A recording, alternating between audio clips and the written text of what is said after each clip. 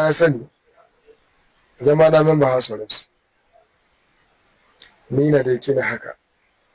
don na san tsakanin da ubangiji na duk abin da haƙƙin mutanen Umaru wallahi in dai ban kara mutu ba rage shi ba Allah ya sani. Saboda ina da yake ne in za a tada ni gobe lahira a tambaye ni wakilcin da an ka baka na wannan lokaci na mutanen Bangudu da Maru in Allah ya so ya yarda zan tsira gaban ubangiji na. To ban dauki dukiyarsu ba na je rasa ga wata dukiya ta ba, ban dauki dukiyarsu ba na je ni abin da bai dace ba. Duk abin da aka ce haƙƙin su ne na abin da ake bayarwa a majalisa a ga cewa lalle tabbas ya ce ga mutanen Bangudu Maru. So in dai ban dauki na ƙara ba